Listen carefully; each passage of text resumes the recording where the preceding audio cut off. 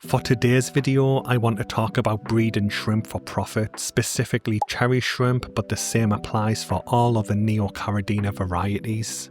I get asked about this a couple of times each month, and while there's plenty of videos going over the theory of how to do it, I want to take a different approach and offer a bit of a reality check. So I'm going to focus on why breeding shrimp for profit usually isn't a good idea for most people, and while it's nowhere near as realistic as it might seem. But to be clear, I'm not saying you can't make a little bit of extra money by breeding your shrimp, but there are a lot of challenges that people, especially beginners, tend to overlook. So the first downside is actually something a lot of people see as a positive with this type of thing, and it's the incredibly fast breeding rate of Neocaridina shrimp. These guys are super easy to breed, and while that might sound like a good thing at first, it quickly becomes a disadvantage because of how saturated the market can get. I've honestly lost track of how many shrimp I gave away for free last year, but it's probably in the hundreds. Some of these went to complete beginners to the aquarium hobby, others went to people who have some experience with fish but are new to shrimp, and others went to seasoned shrimp keepers who just wanted another colour of Neocaridina shrimp for their tanks. Fast forward to today, less than 1 year since I gave them those shrimp, and almost all of them have an established breeding colony in their tank now. Most of them could easily scale up if they wanted to and try and sell the shrimp, and that's just with my personal circle of friends. On top of that, there's all the other people in my local area who started the shrimp keeping hobby last year, whether they bought from local shops or got their shrimp online. One of my friends and his girlfriend have only been in the hobby for around a month, and I gave him some cherry shrimp to start one of his tanks, and the other day I noticed that he has a buried female carrying fertilised eggs in there, so even he's going to have baby shrimp soon. At this point, it's actually becoming difficult for me to give cherry shrimp and other colours of Neocaridina shrimp away for free to my friends just because of how easy it is to breed them. Another challenge is the amount of effort it actually takes to maintain a high quality breeding line, especially if you're working on a more specialist Neocaridina variety. Cherry shrimp are relatively straightforward, and it's not too difficult to keep a solid red coloration going as they breed for generation and generation and generation. But with other colours such as green Neocaridina shrimp for example, it can start to become a real pain to maintain the breeding line. For those who don't know, green Neocaridina shrimp can still produce a lot of offspring in other colours, so you have to constantly monitor your tank and remove any shrimp that don't match the green colour. Then there's the issue of grading your shrimp. If you do choose the grading path, then you'll need to regularly remove lower grade shrimp from your breeding colony to maintain the most vibrant coloration for future generations. I keep my Bloody Mary colony in a heavily planted pearlweed jungle tank, and it's a pain to remove the low grade, so I've just let them breed as nature sees fit, and I've definitely noticed an overall drop in quality. The deep red hues that define the Bloody Mary line have definitely faded, and in all honesty, most of the shrimp in here can't be sold as Bloody Mary shrimp anymore. Now, even though Bloody Mary shrimp are technically from a different line to cherry shrimp, the majority of these in a regular shop would just be sold as mid-grade cherry shrimp at this point. The next thing to consider is how you're actually going to sell your shrimp. The two most obvious options are online platforms and local fish stores, but both of them come with their own challenges. Choosing the online path puts you up against a lot of well-established breeders who already have great reputations and loyal customer bases. When it comes to local shops, most of them already have a steady supply of Neocaridina shrimp from hobbyists in the local area, offering them shrimp regularly, often in exchange for a tub of shrimp food rather than money. Then you have to deal with the uncertainty of certain platforms. For example, eBay recently changed its policy to ban the sale of live animals, and then it partially reversed it, but there's still a lot of grey area in there. Apparently the policy was reversed weeks ago, but I saw this post on UCAPS last night from someone saying they tried to list some shrimp for sale on eBay and they refused the listing, so there's a lot of uncertainty ahead for the hobby. Two other eBay sellers who I bought scuds and sea shrimp from last year are no longer active on eBay either, and I'm not sure if it was their choice to shut down their accounts or if eBay removed them. But local shops can be just as unpredictable, and just because one of your local shops will take a batch of cherry shrimp off your hands one month doesn't mean it'll be a consistent ongoing thing.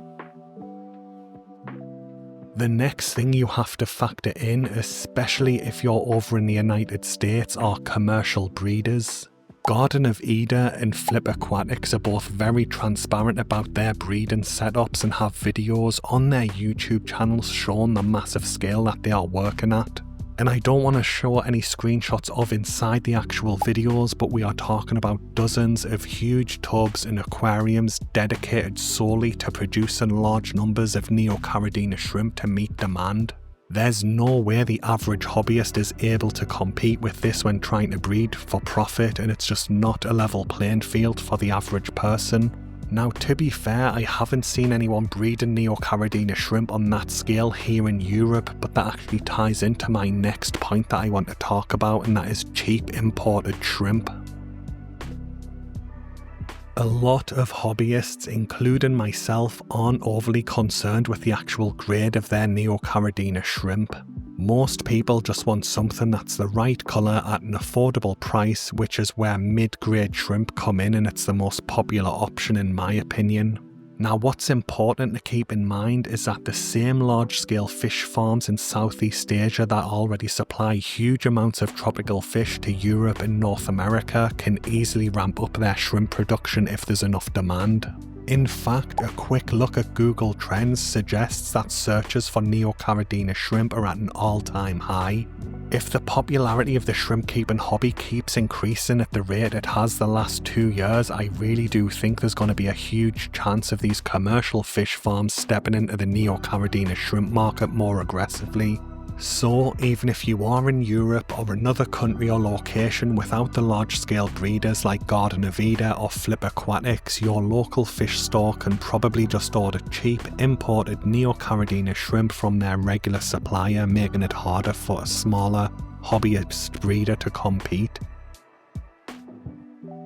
Next, I want to touch on seasonality, and I know this won't apply to everyone, but here in the UK and a lot of Europe it is definitely a factor worth considering. At the time of recording we've just entered spring, but unlike many other shrimp keepers that I know, I tend to avoid ordering shrimp online during the colder winter months. Even though Neocaridina shrimp can thrive in unheated room temperature tanks, the shipping process can potentially be a very different story. The outdoor temperatures here in the United Kingdom during the winter, especially in the north where I live, can drop to levels where it is risky to ship shrimp during the colder months of the year. Unfortunately, most shrimp sellers that I'm aware of don't actually offer any type of heat pack shipping either, and it's just the regular shipping option, so it's an additional risk that a lot of buyers, including myself, try to avoid. So if you're building up a large breeding colony and relying on steady sales to cover costs year round, a sudden drop in demand during the winter months may catch you off guard.